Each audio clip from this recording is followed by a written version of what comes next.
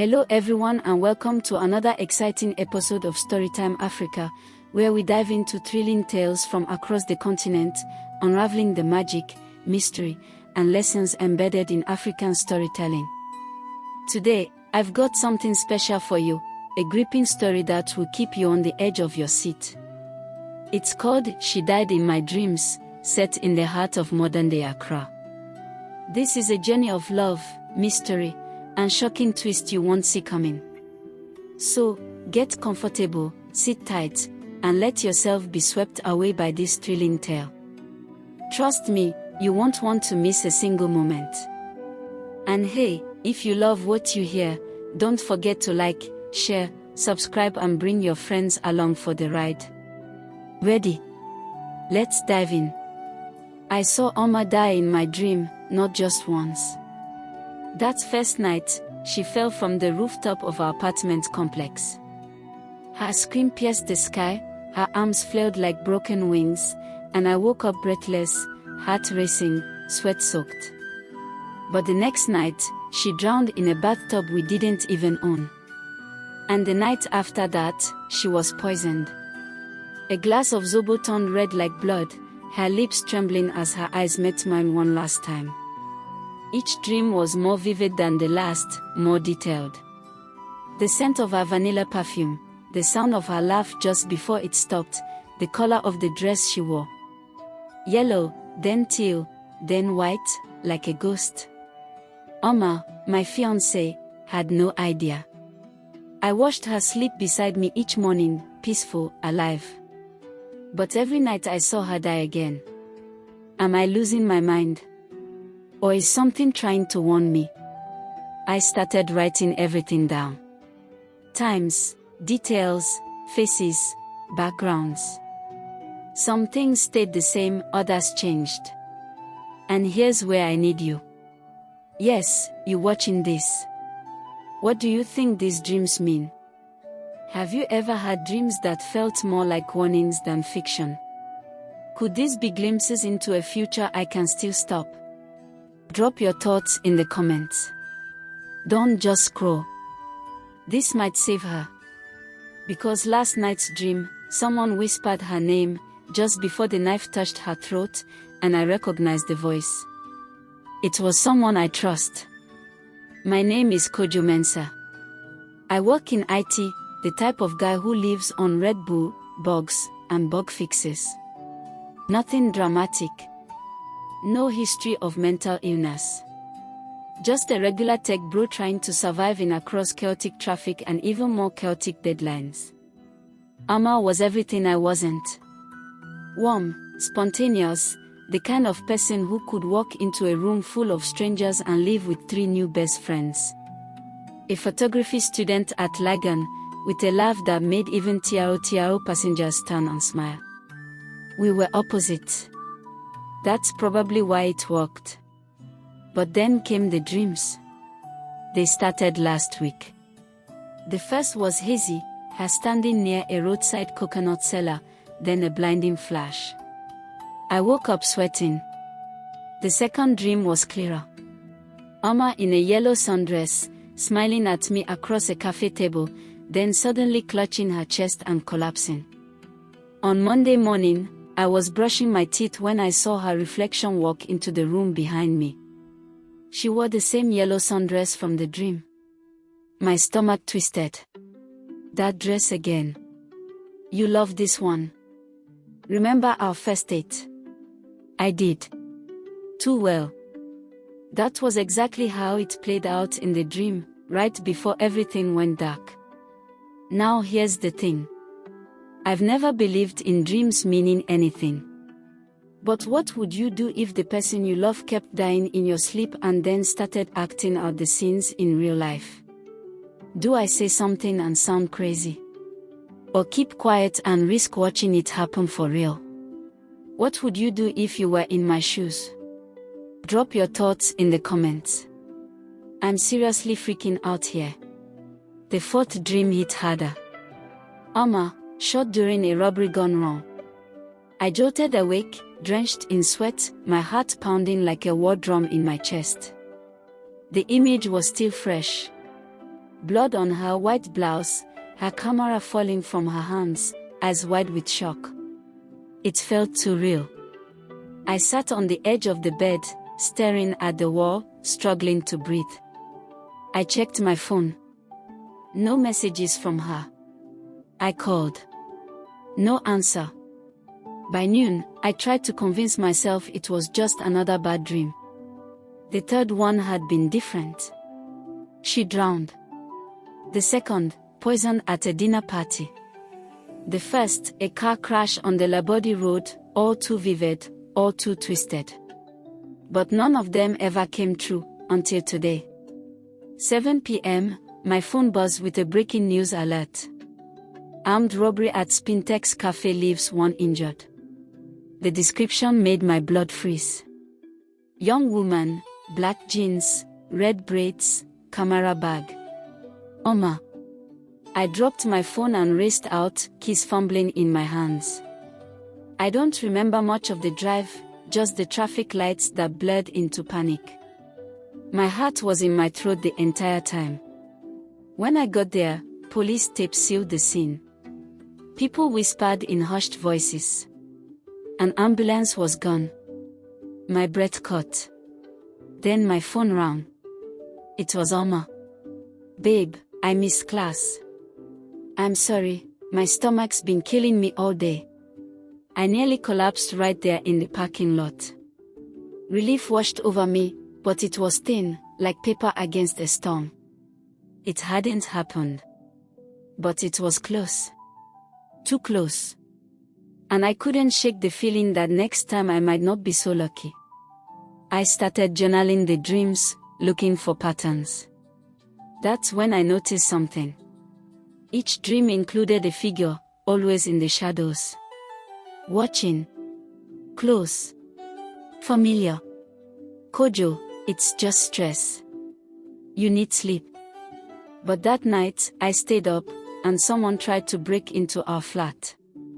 Oma didn't believe me. Until I showed her the messages, anonymous texts.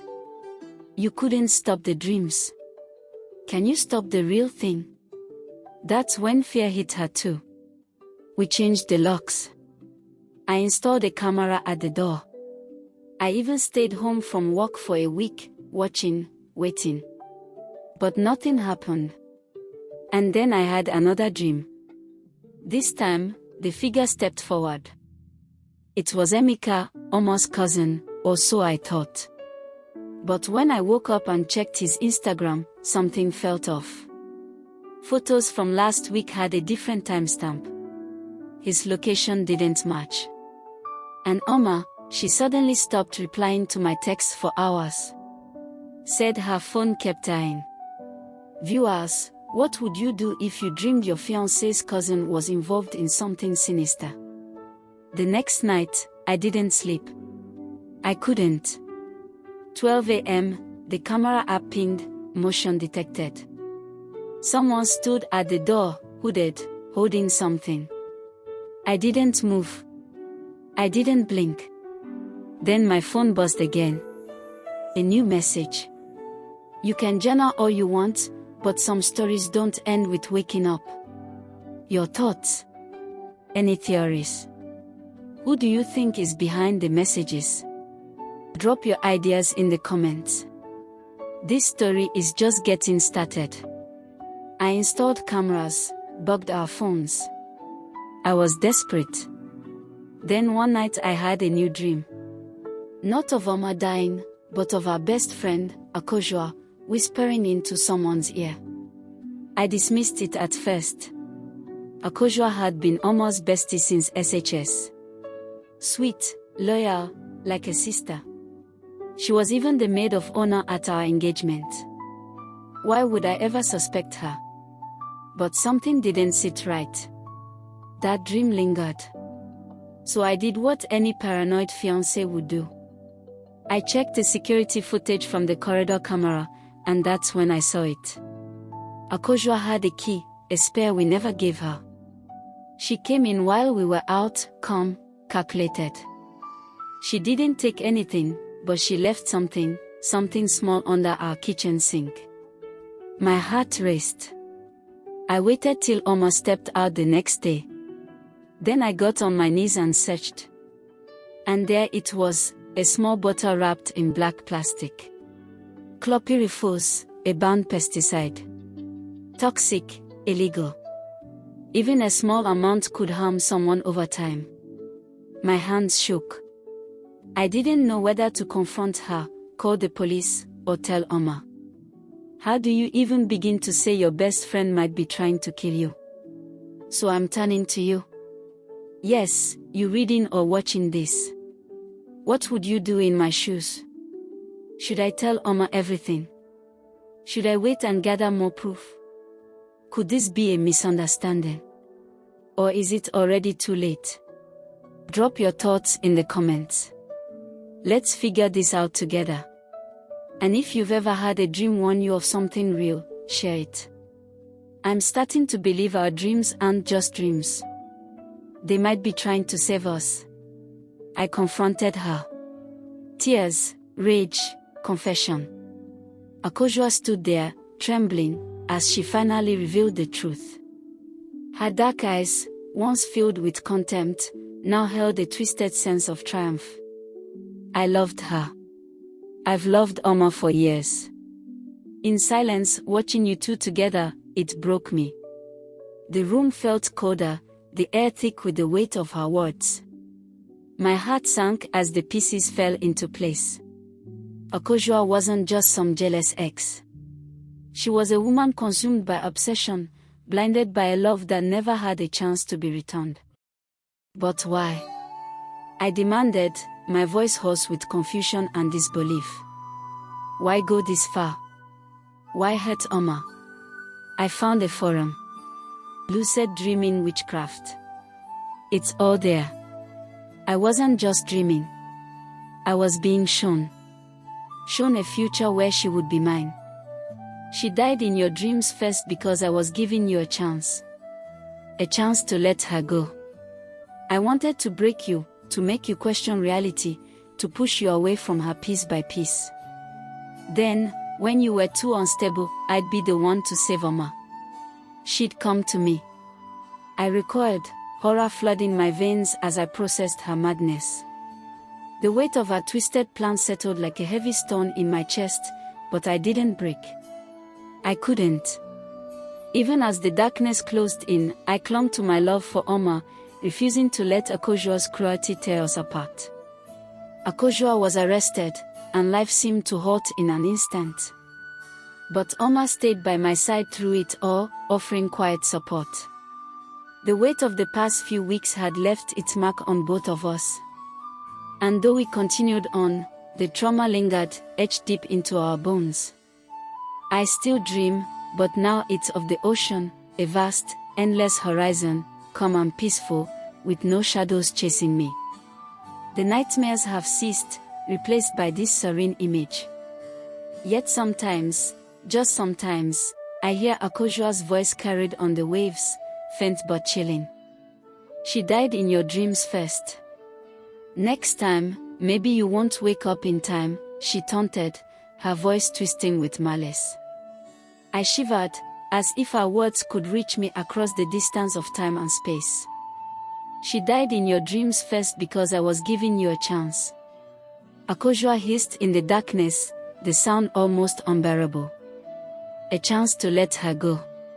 Her plan had been sinister.